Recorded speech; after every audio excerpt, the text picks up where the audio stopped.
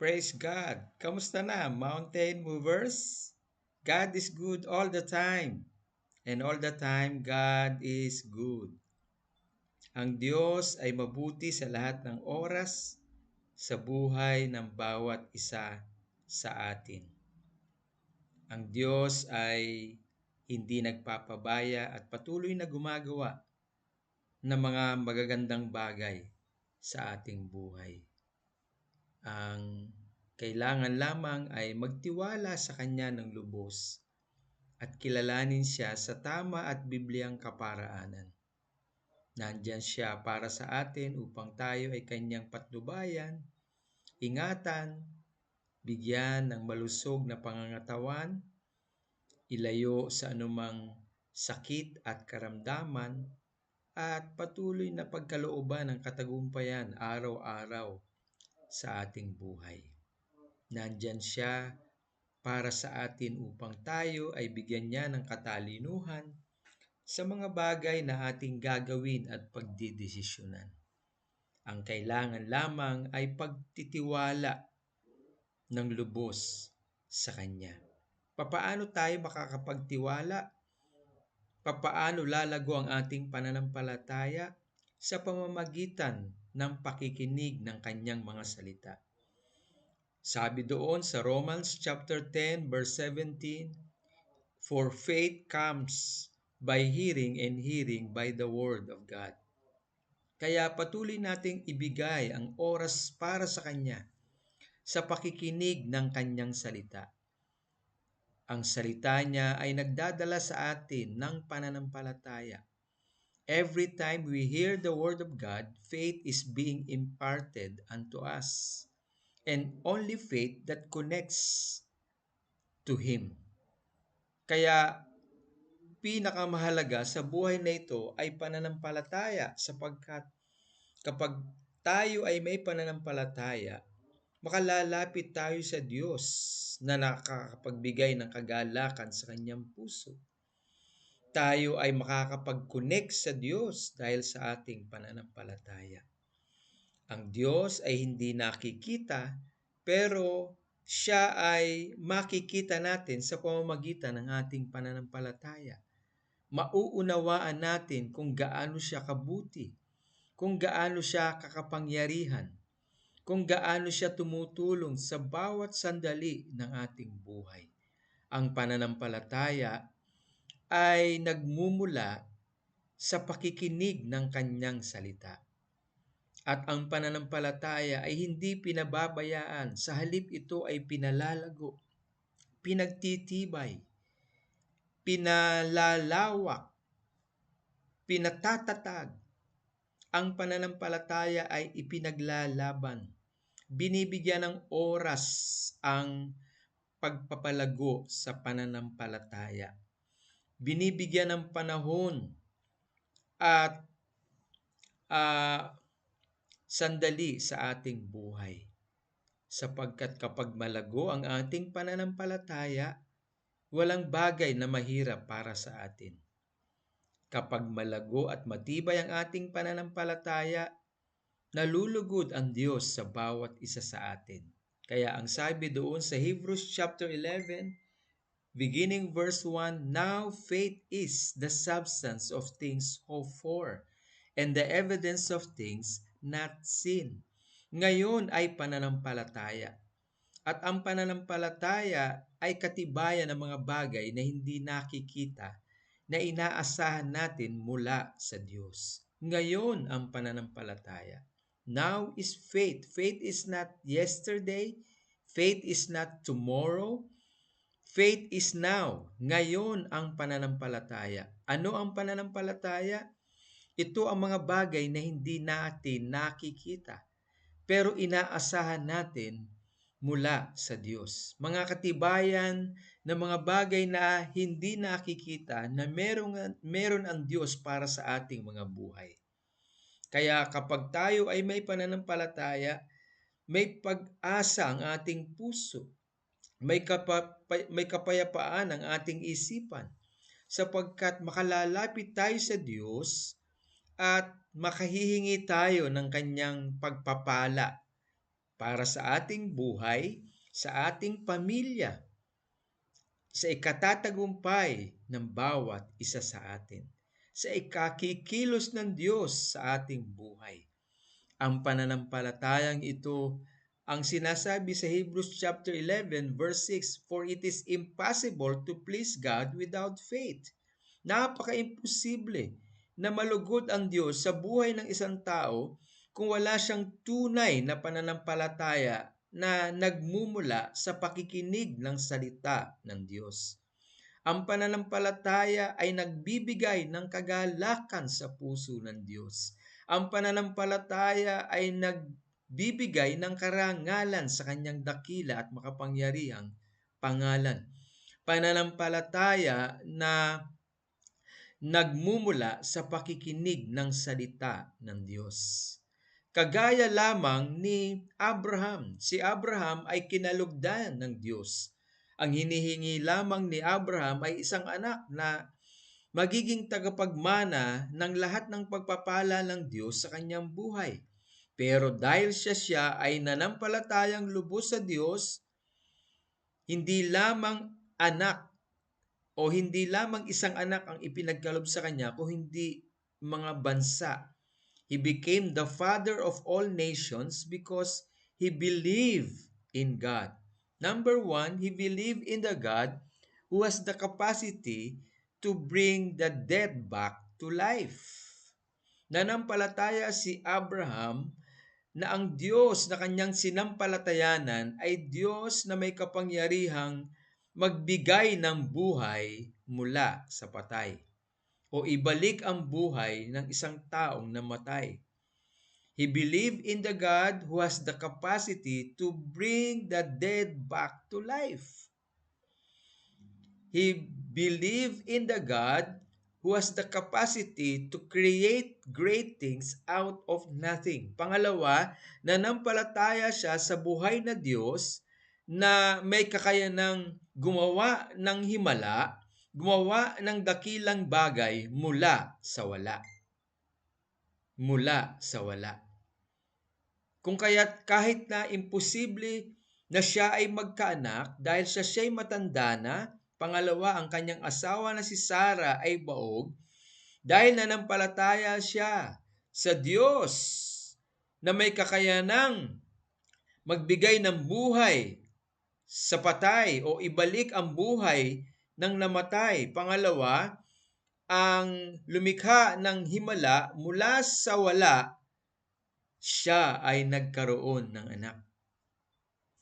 Siya ay nagkaroon ng anak. Sa gitna ng kanyang katandaan at kawalan ng kakayanan na si Sarah ay manganak sapagkat si Sarah na kanyang asawa ay baog.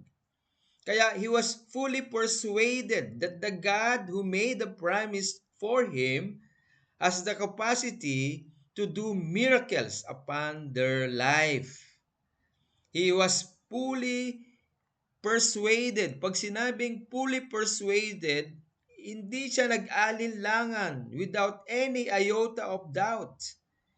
Kahit na maliit na pagdududa ay hindi siya nagduda, hindi siya nag-alinlangan. Buo ang kanyang pananalig sa Diyos. Buo ang kanyang pananampalataya na ang Diyos na nangako sa kanya ay buhay at tutuparin ang pangakong ito sa kanyang buhay. Kaya hindi lamang siya nakatamo ng sagot na pagkalooban siya ng anak, kung hindi ang ipinagkaloob pa ay mga bansa. Ganon pinagpala ng Diyos na buhay si Abraham.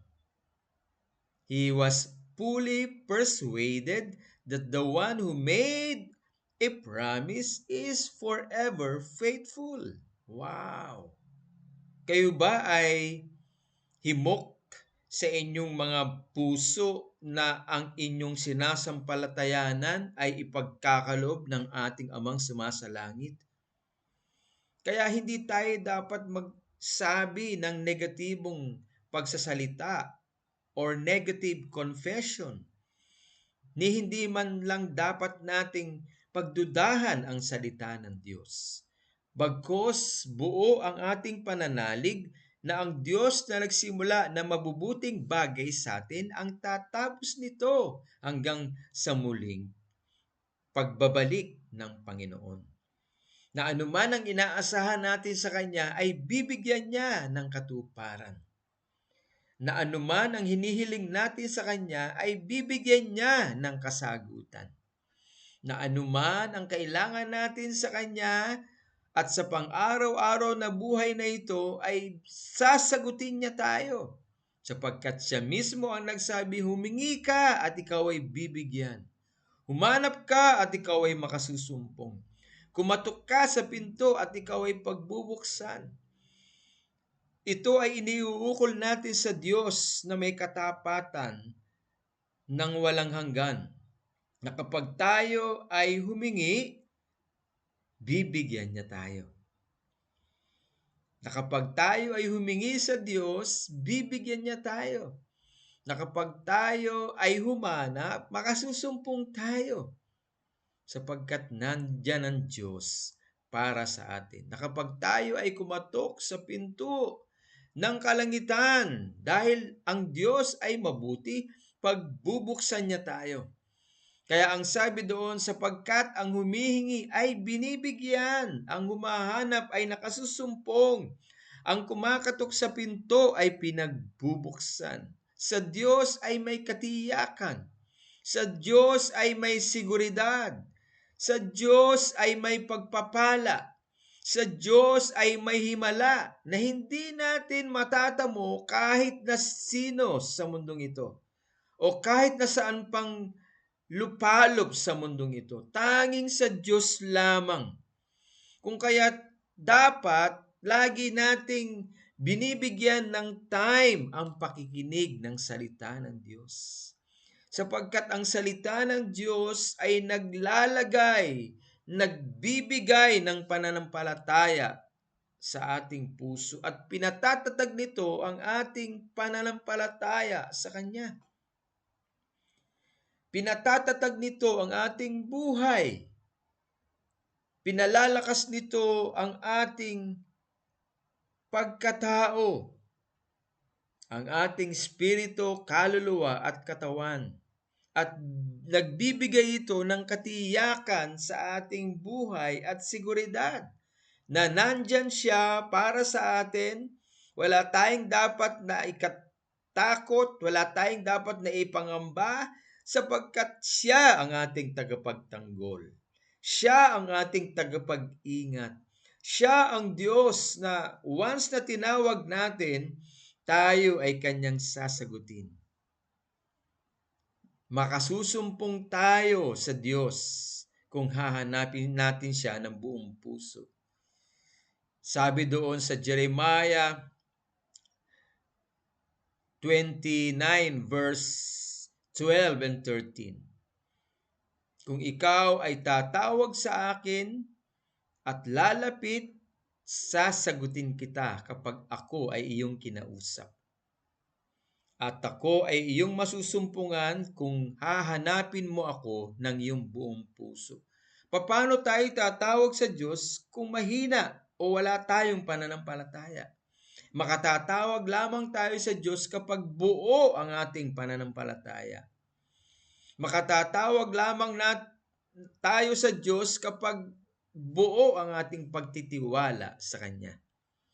At ang sabi niya, kung tayo tatawag sa Kanya, lalapit upang siya'y kausapin, sasagutin niya tayo. Wow! Ang Diyos kapag sumagot, himala ang kanyang pagsagot. May dala itong pagpapala sa lahat ng area ng ating buhay. May pag-iingat ang Diyos, may patnubay ang Diyos, may pagpapalakas ang Diyos. Nandyan siya para sa atin. Kaya patatagin natin ang ating pananampalataya. Makapananalangin tayo kapag matibay ang ating pananampalataya. Makapamumuhay tayo na nakapagbibigay ng kasiyahan sa kanyang puso kapag matibay at matatag ang ating pananampalataya. Kaya nag-aalat tayo ng time para makapakinig ng kanyang salita. Binigyan tayo ng 24 hours ng Diyos. Kailangan yung 2 hours and 40 minutes ay ibinibigay natin sa Kanya. Sa pakikinig ng salita ng Diyos, sa pagbubulay-bulay nito at pag-aaral, at maging sa pananalangin. Upang sa ganon ay higit na lalapit ang ating buhay sa Kanya.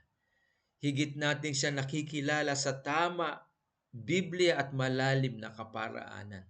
At dahil dito tumatatag ang ating buhay, tumatatag ang ating puso, ang ating isip, tumatatag ang ating espiritu, kaluluwa at katawan. Kung kaya tayo ay hindi basta-basta nabubuwal ng problema. Hindi basta-basta nadadaig ng anumang pagsubok. Hindi basta-basta nadadala ng anumang tukso. Sapagkat may katatagan tayo mula sa salita ng Diyos na ating sinasampalatayanan. Habang tayo ay tumatatag sa pananampalataya, lumalalim ang ating relasyon sa Diyos. Hindi tayo natitinag. Sa halip, nakatatawag tayo sa Diyos ng may pagpapakumbaba at alam natin ang buong puso na tayo ay Kanyang sasagutin. Amen? Amen. Praise God. Kaya ipaglaban natin ang oras natin sa pakikinig ng salita ng Diyos. Ipaglaban natin ang oras natin sa pagbubulay-bulay ng salita ng Diyos. At bago kumain, bago matulog, pagkagising, nananalangin. O habang nag-aaral, habang nagtatrabaho, nakikipag-usap sa Diyos. At ito ay isa sa bunga ng ating matatag na pagtitiwala o pananampalataya sa ating Diyos na buhay na may-ari ng langit at lupa. Tayo ay manalangin.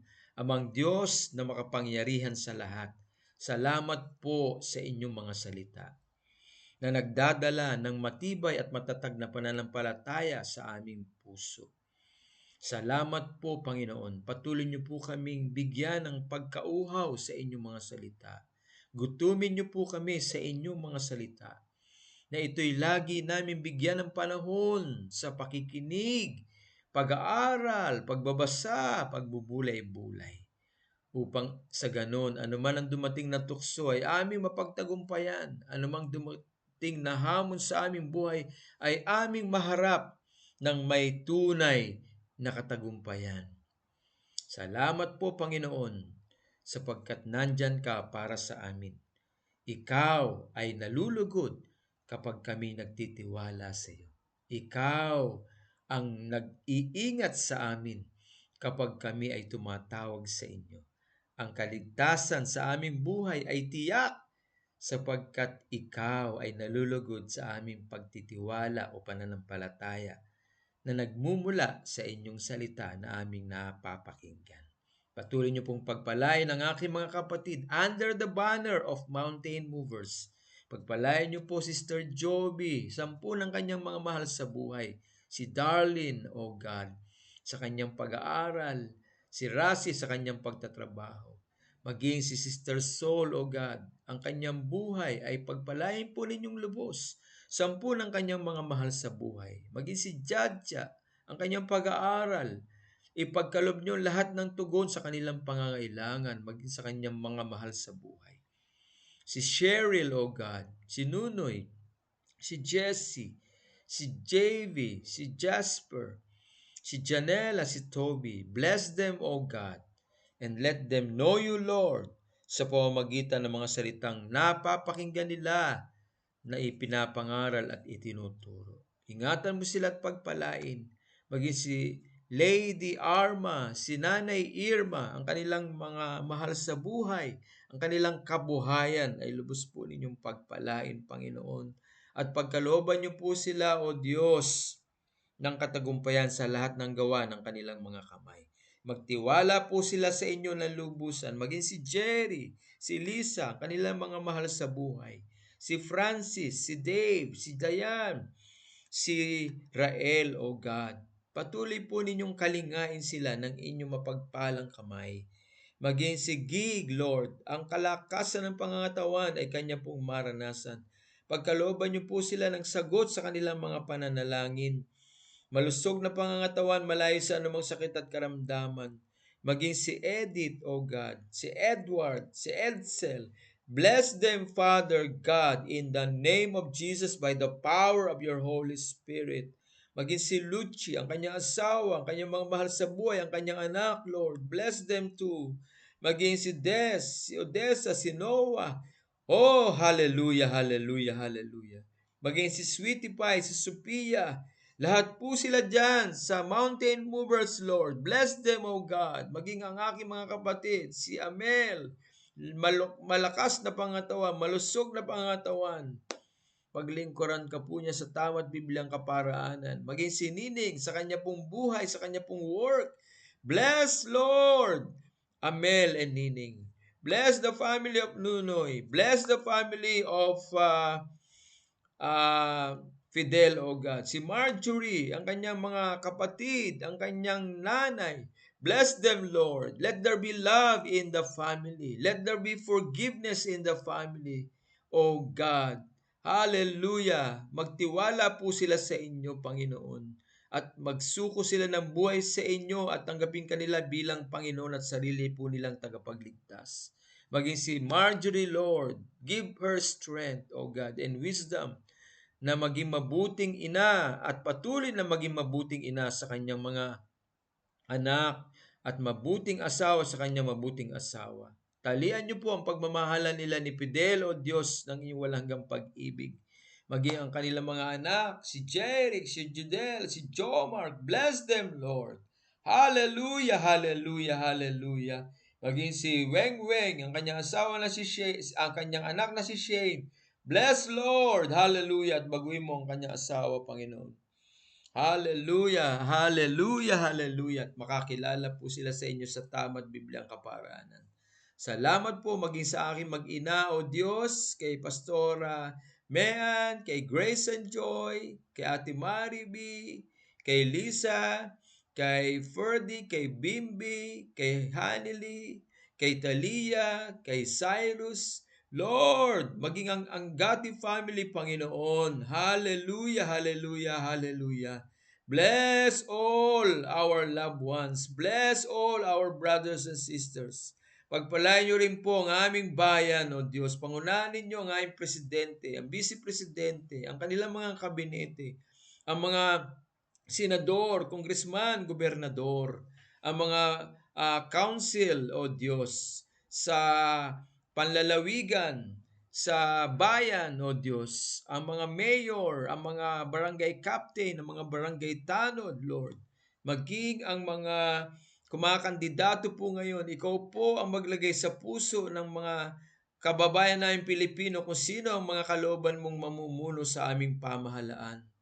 Sa pagiging mayor, councilor, vice mayor, down to the barangay level, O God. Salamat po, Ama. Pagpalain ninyo ang aming bansa, Luzon, Visayas at Mindanao.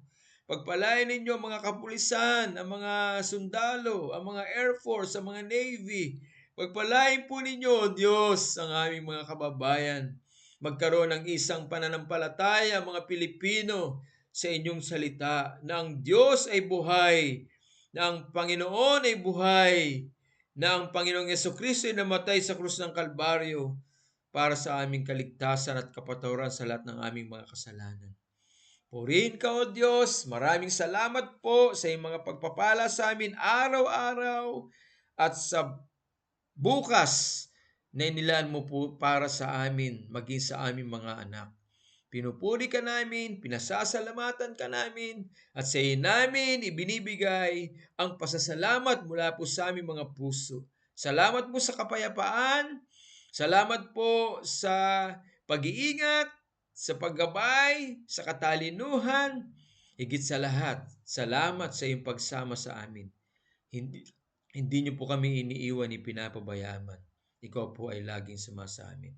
Ito po ang aming dalangin ng buong puso sa pangalan ng aming Panginoong Yesus at sa kapangyarihan ng iyong banal na Espiritu Santo, ang lahat ng mountain movers ay magsabi ng Amen! Amen and Amen! Praise the Lord, mountain movers! God bless you all!